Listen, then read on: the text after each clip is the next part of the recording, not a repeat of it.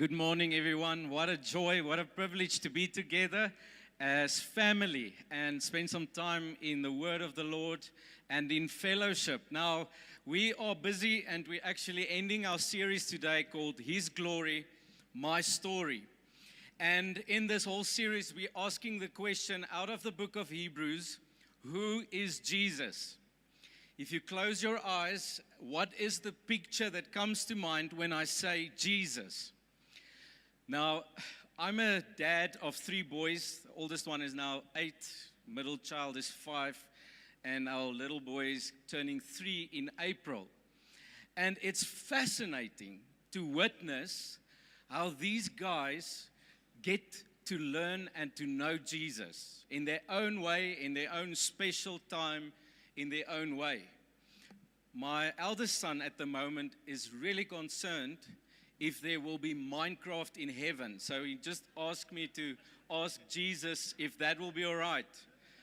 My middle child he's a guy of faith, because when I go to the sweets cupboard and open up the little Tupperware and there's only one sweet left, and I tell him, sorry, you can't have it because you have 2 other brothers, he replies and says, but let's ask Jesus. He turned water into wine, he multiplied the bread, and he prays. My smallest little guy, he just says, go Jesus, like go Bokke. That's all that he can say, go Jesus. So you'll shout that randomly. But I want to ask you that question. What is the picture that comes to mind when I say Jesus? Jesus. He was a historical figure. He was a great preacher. He was a moral teacher. He was a messenger from heaven. Who's Jesus? All of the things that I just said, the whole world would agree, even every other religion in the world would agree that he was indeed a historical figure, a great teacher, a moral, a symbol of morality in society. But what makes Christianity different is the fact that we see Jesus not only in that light, but we pronounce and proclaim and believe that he is what? The Son of God, the Lord of all. Well, Jesus actually just lived a very simple life on this planet, if you don't know it. He wasn't like a jet setter, so he would only travel about the farthest that he ever went was 100 kilometers from his hometown. He had a job with his father. He was a carpenter. He was never a politician. He did not start the ACDP. He was never a political figure, a government employee. He wasn't a very renowned person when it comes to the academics. He did not go to Kofsis or Tuks or whatever. He was a normal man, and if you just read about his life, you'll see in the end, he died homeless and poor. He did not have anything. He did not have a home, and he died like that. He lived a normal life like you and me. He had a family. Joseph, his dad, Mary, his mother. He had brothers, the Bible says. I mean, just imagine for a moment, there's this one evening where your mom and dad brings in all the kids and say, we have this new little baby, and we want to just tell you that he is Jesus, the Son of God. Imagine his brothers struggling with faith. That's why actually the brother of Jesus, James, in the end says, well, I also came to salvation. I also believed that he was the Son of God. But it was a struggle. You know, imagine living in opposite house of Jesus and them. You know, you will tell your friends, Jesus is my neighbor. Where did you get that nice coffee table? No, Jesus made it. He lived a simple human life. He attended funerals. He had friends. He celebrated holidays. He went to parties. He loved his parents. He felt what betrayal feels like. He experienced trials and temptations and tribulations. He was a man just like us. But he is the most powerful man that have ever lived. If you don't know it, history is split in two because of Jesus. We would say there was a time where everything was before Christ, BC, and after Christ. I mean, imagine someone so famous and powerful that, we refer as the human society to before Trump and after Trump. Imagine that. Jesus was that influential, powerful. And I want you to grab your Bible with me and turn to Hebrews 1 verse 3. It's the main verse that we're using in this in this series as we work through the book of Hebrews. In verse 3, the Hebrew writer says, "The Son, Jesus, is the radiance of God's glory and the exact representation of his being. He is sustaining all things with his powerful word. After he had provided purification for sin, he sat down at the right hand of the majesty in heaven, God the Father. So he became as much superior to the angels as the name he has inherited is superior to theirs." The Hebrew writer in the beginning of this book is saying, in the past, God has spoken to us in many different ways through the prophets. But in these last days, he has spoken to us by his Son. And then God the Father introduces us to the Son. He says, he's my exact representation on earth. If you want to know God the Father, Jesus is the full, complete communication about who God is in human form, in human flesh. He's the radiance of my being, God says. Like everything that encapsulates the glory and the goodness and the purity and holiness of God is found in the face of Jesus Christ.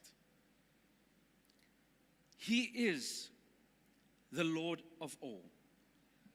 And I always read Hebrews, and there's this little piece of this incredible declaration of who Jesus is that speaks about he's greater than the angels.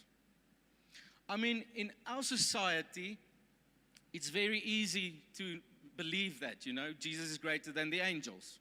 We know that. We don't argue with one another about, is Jesus really greater than Michael, the archangel? And no, we know. But in the ancient times, it was not like that. The angels, in a sense, was the connection to the supernatural life for the Jews. The angels was the messengers from God. They saw angels. They had conversations with them. They were falling on their faces in the Old Testament as they engaged angelical beings. But again, the scripture says that Jesus is superior to them. Now, what's your picture of angels? When last did you see one? It doesn't look like anyone saw one like this week. Anyone all right? You would sit here with very big eyes, except for your wife. She's an angel. Dankie, Christo. We have this picture of an angel. We just need an arrow and a bow or a little harp, and we think about angels. But let me just quickly remind you, in the Old Testament and the New Testament, there's these moments, the snippets of seeing into the supernatural world and seeing what happens in the angelic world. There's the specific moment in Revelation 12 where John sees the moment the devil and his demons was thrown out of heaven. If you don't know it, they were part of the heavenly hosts. They had a function in heaven, and because of Satan's rebellion, he was kicked out together with his demons out of heaven. And the Bible said that it was a massive war between Michael, the archangel, and the other angels with him, and they defeated the devil, and they lost their place in heaven. Thank the Lord for AI, because I just ask AI, with everything that you have access to in terms of descriptions and data about the angel Michael in Revelation 2. It was a kind of a long prompt, okay? Give me a picture, what that would look like. And this was the result. So please don't take a picture and say, your pastor says this is what angels look like. For me, in my mind, I need to see this and not the little Cupid thing, all right? All the men says, yes. That's the picture that I have of angels. Hebrews 1 verse 6. Later on, the Hebrew writer says, and again, when God brings his firstborn, it's one of the only places that, this word is mentioned, the firstborn. We know of the only begotten Son, and then we know of the firstborn. What does it mean when someone is a firstborn? It means there are other siblings coming, or there are already other siblings. And he says, when my son, the firstborn, came into the world, God said, he commanded and said, let all God's angels worship him. Jesus became a man just like us. And the Father commanded out of the place of authority that all of the angelic beings in the spiritual realm would bow their knee to Jesus, to him alone. You see, Jesus was a man just like us, but Jesus lived a powerful life. The Bible teaches that Jesus was without sin. Anyone got that going lately? You had one day the week without sin? Okay, looks like the holy ones did not pitch up this morning. It's just us, He lived a sinless life. He rose from the grave. There were a few guys that he actually, woke up and said, they're not dead, they're only sleeping, and the little girl came to life again. He trained his disciples, made out of them fishers of men, apostles, that would take this mission forward. He preached powerfully. It's incredible that even the Pharisees at that stage and the high priests acknowledged that this guy is teaching with a different authority. He healed the sick. He fed the hungry. He casts out demons. Jesus speaks to a guy, and these demons begged him not to, send them to the place where they'll end up. He rather sent them into the pigs who ran off the cliff. Do you remember that story? And the bacon prices skyrocketed after that. Jesus wasn't even scared or fearful to confront the Pharisees. He lived a powerful life on earth. And you may ask why. How did he do it? How did he live such a powerful life? And some of us would say it's easy. He was God. And let's just acknowledge that Jesus did not become God when he stepped on this planet. He was in eternity past, part of the Trinity, God the Father, God the Son. If you open your Bible, the first two sentences of Genesis, you will find the Father, the Son, and the Holy Spirit. The Spirit hovered over the waters. God the Father as creator, the Word which created the world. He was God from the beginning, and there was no beginning. He is God. He did not cease to be fully God when he stepped onto our planet. Some people would say that, he just took a few of his divine attributes when he came to earth and left the rest in heaven, and the Father took it back. No, that's nonsense. He stepped onto the earth with the fullness of his divine power and attributes. Yet, Philippians 2 teaches us that he came in human form.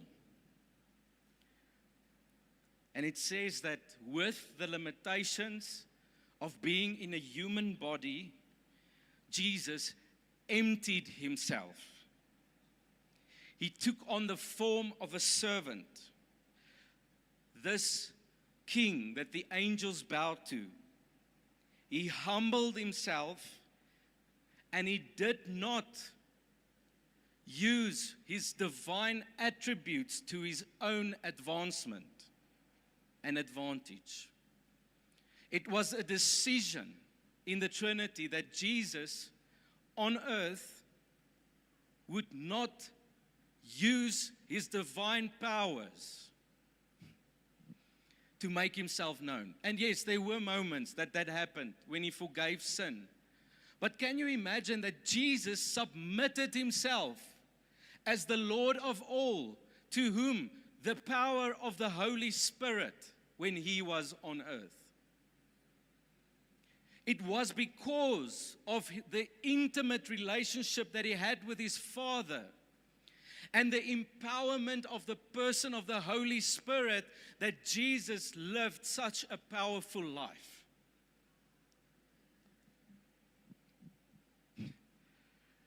Wow. He deliberately put his divine attributes aside when he did some of the incredibly powerful things on earth. If you've been in Doxa for maybe a year or two, you would have heard this statement that Jesus was not always just an example for us to follow. We just want to be like Jesus. We're striving to become like Jesus. What would Jesus say? No, Jesus was not only an example for us, but he's also the firstborn. An example, what? Of us. He was just the firstborn of many brothers and sisters that would follow, and is not ashamed to call us that. It's incredible. Jesus was conceived by the Holy Spirit. He was anointed by the Holy Spirit. The Holy Spirit ascended on him like a dove. He was full of the Holy Spirit. He was led by the Holy Spirit. He was empowered by the Holy Spirit. And then this incredible moment, Acts chapter 2. He promised his disciples that when he goes, he will send not a foreign spirit, not someone that's new to them. He will send his Spirit, the Holy Spirit, to come and dwell in us.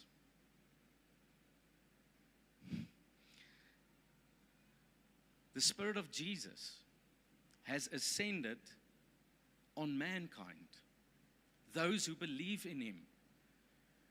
The Holy Spirit came to dwell in a normal human body, like he did with Jesus. But now, it was Peter, Paul, John, Mary, whoever had faith in him, and that was baptized by his Holy Spirit within them, carried the presence, the person, the power of the Holy Spirit.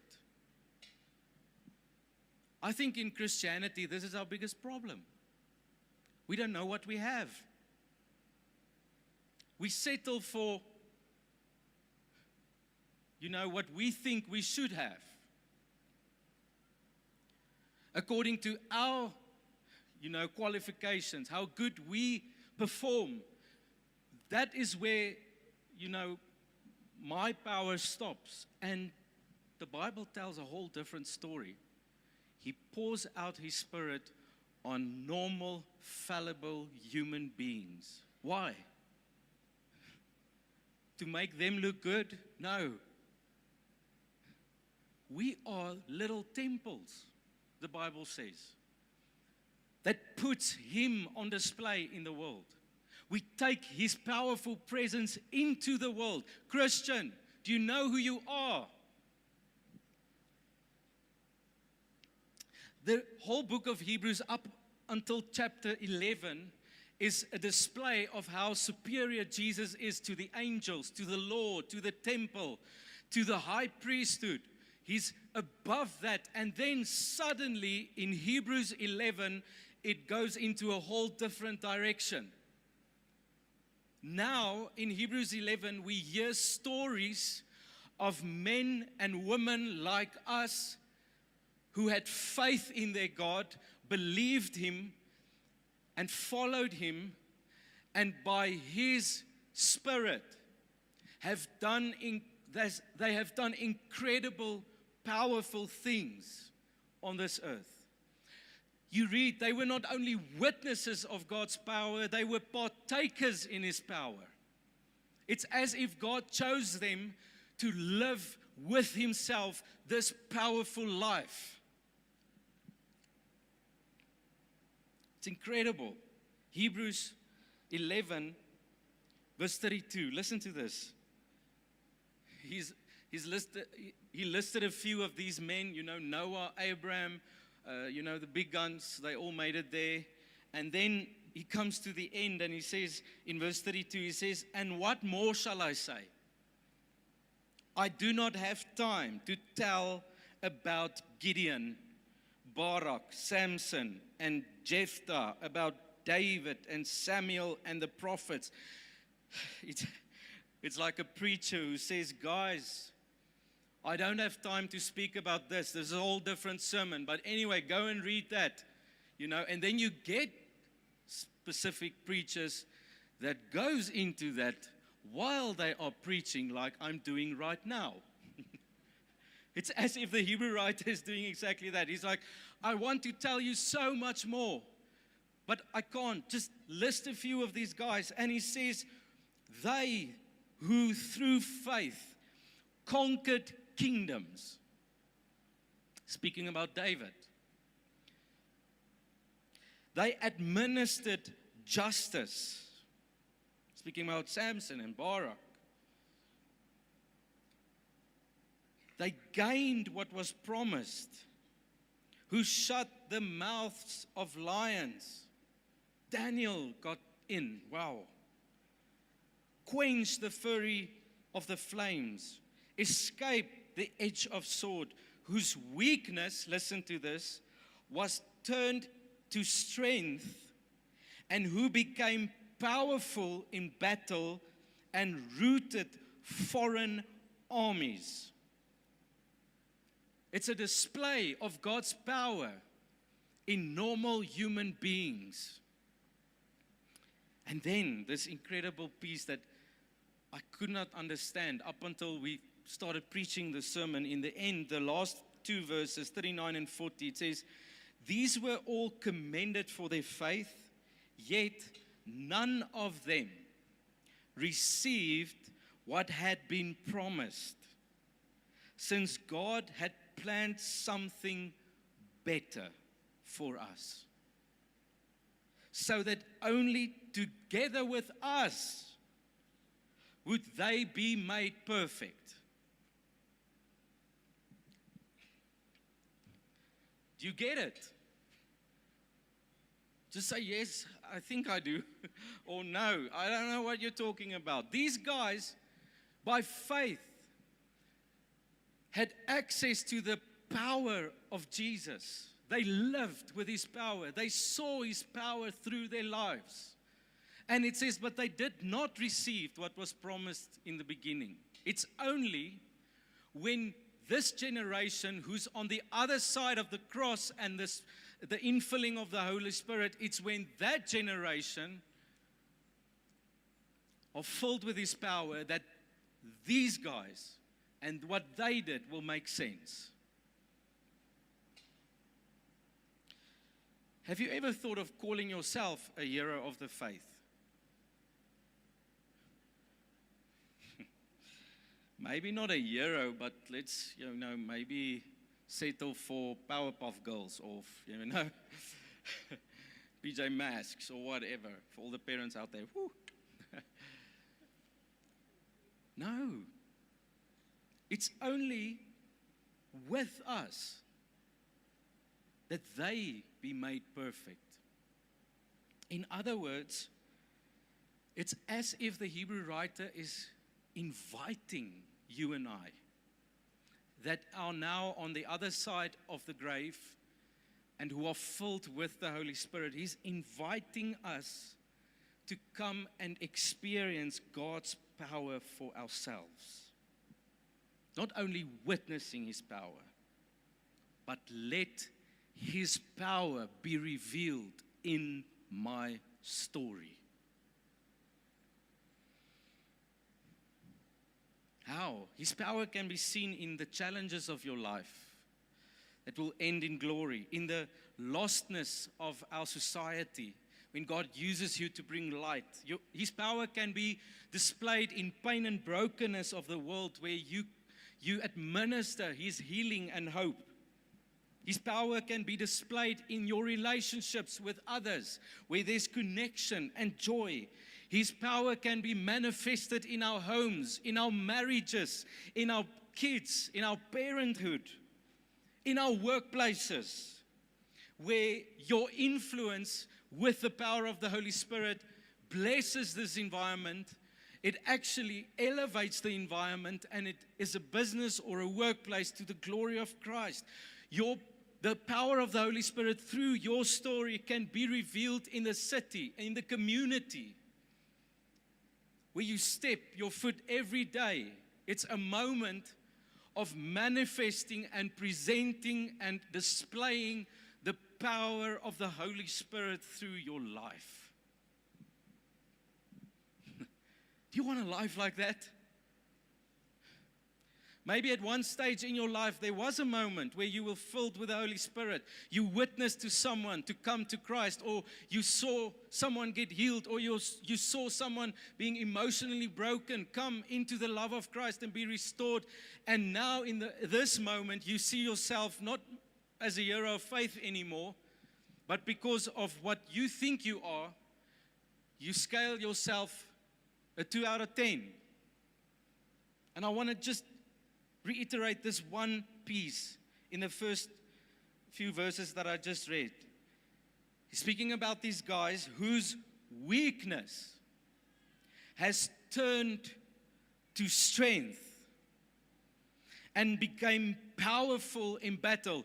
Can you imagine for a moment that your weakness as a Christian can become your biggest strength in the kingdom of God? Your story, the pain, the trauma, the hurt, or whatever you went through, exactly that, the things that you are disqualifying yourselves for, that things, when the power of God enters a human life, it transforms us and the people that we come in contact with.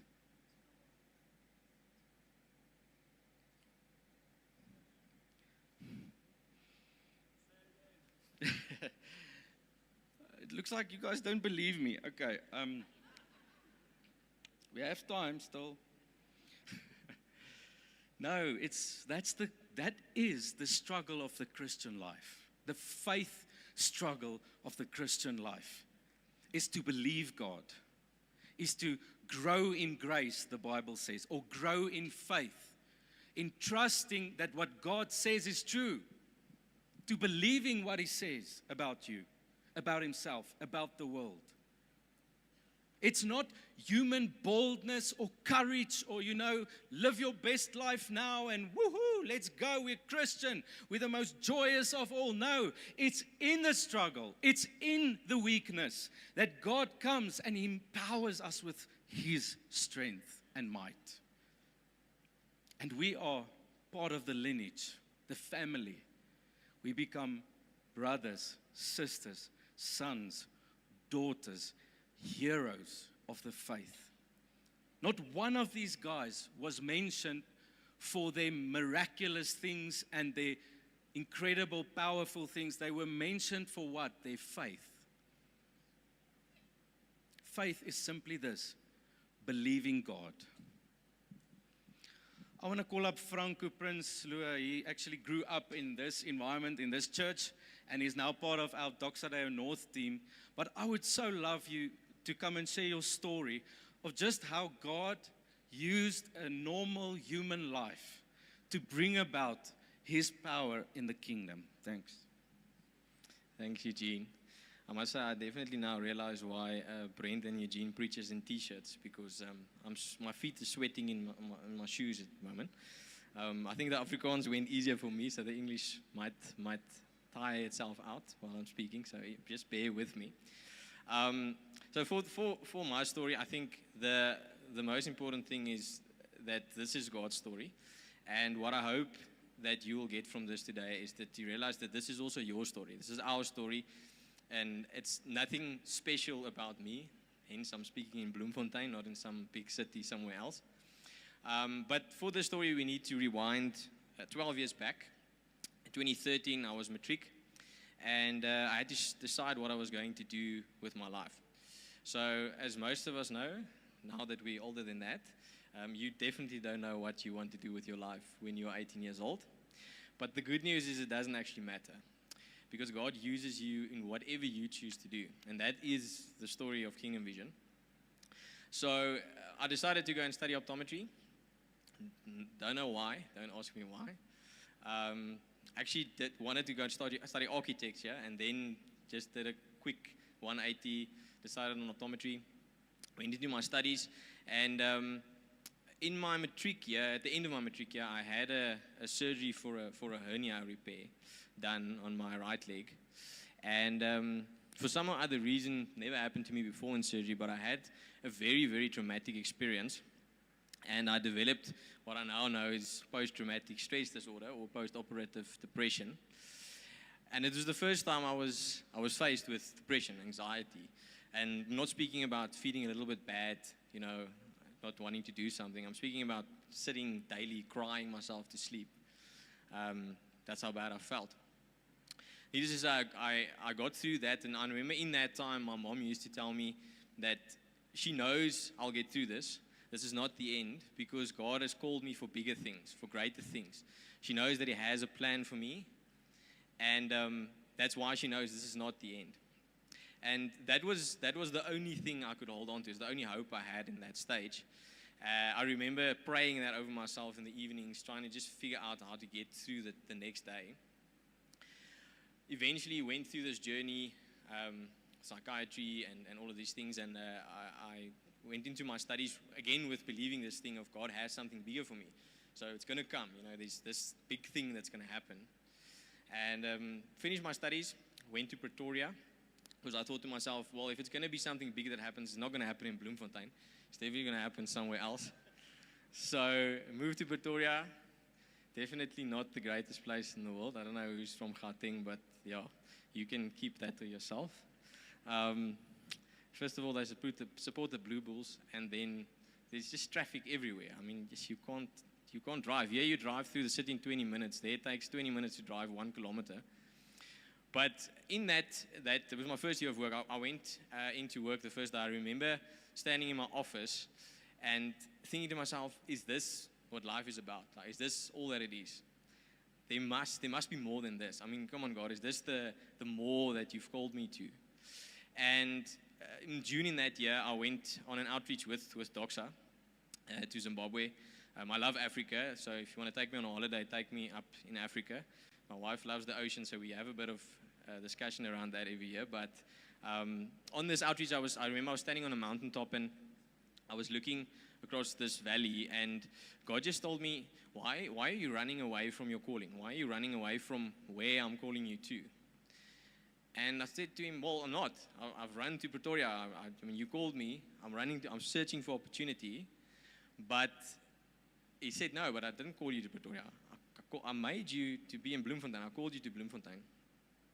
So I went back to Pretoria, resigned, came to Bloemfontein, opened up a practice in the latest in stages of 2018. And again, it was this thing of, okay, now this big thing is going to happen in my life. You know, God's called me now back, so okay, this is part of the calling. Again, walked into my practice day after day, felt exactly the same. There must be more than this. I can't. This is not what life is about. And I remember sitting in GLS in 2018 in this auditorium, and there was a speaker speaking about just how she used what was in her hands to bring glory to God and to impact the world around her. She was a doctor, and she had a story of her uncle that died from a very curable disease, but the only reason he died is because he couldn't get access to healthcare in time. And then she realized that, you know, she's got a gift that she needs to share, and that's what she's going to do. And this inspired me, and I thought to myself, you know what, maybe I'm missing this thing. Maybe I should just look at, you know, what has God given me? What is in my hands? And then I started to ask, you know what is the need in where I am, the area that I'm in eye care? And I thought back to when I was a student. We used to work in National Hospital. And if any of you have been through National Hospital in terms of eye care, you'd know that it's basically non-existent. National Hospital is the only public health facility that offers eye care in the Free State. You've got waiting lists of more than 10,000 patients. Patients wait more than 2 years to receive their spectacles, if ever. And I realized that this is it. This is the need. I don't have to go to Germany and study something else. I don't have to go and be a special person. I've got a skill, I've got a need, I've got a skill in my hands that I can use to impact the world around me. And I started off small. I started taking small steps. I chose 2 or 3 patients a month which I would help in my practice, who couldn't afford eye care. Linked up with a bunch of ophthalmologists, referred patients for cataract surgery, and eventually led to me planting Kingdom Vision Foundation, which we opened in 2021. We registered the company. And Kingdom Vision, in the name, is what it is. It's His vision for His kingdom.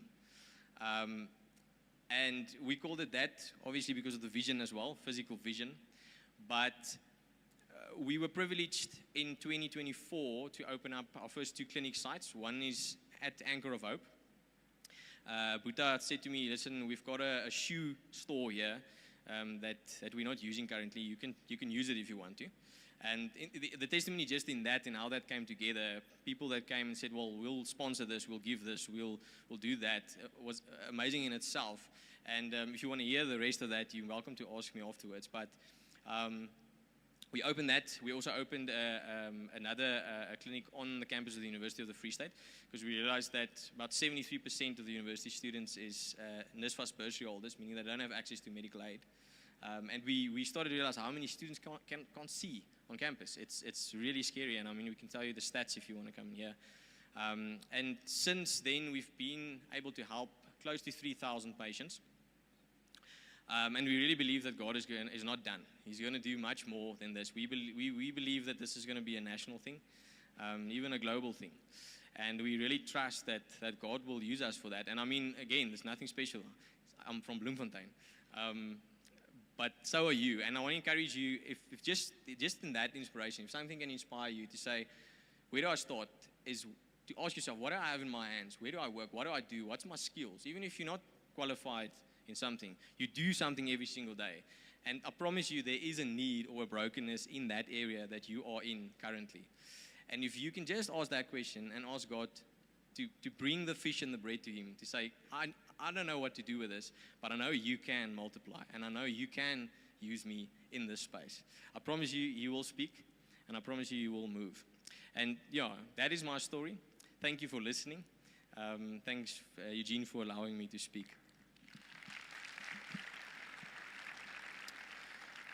Question today is, what's your story? Worship guys can join me. We're speaking about His glory and how that impacts my story. And I hope you've heard throughout this whole sermon series that it's actually not about us. It's really about Him. And Him making Himself known, His presence and His power in our lives. I wonder today if you want to respond and maybe you have this desire, Lord, there is more. There is a powerful life for me.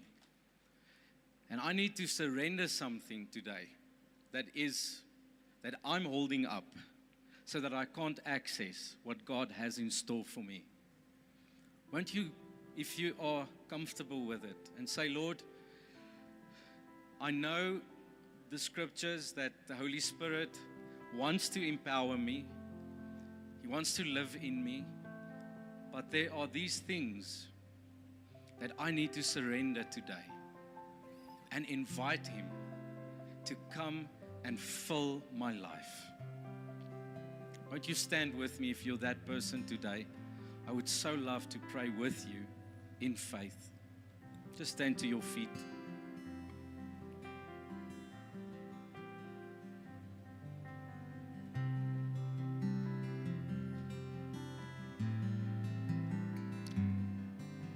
Can we as a church family stretch out our hands and pray together that the presence and the power of the Holy Spirit would indwell us, would empower us. Holy Spirit,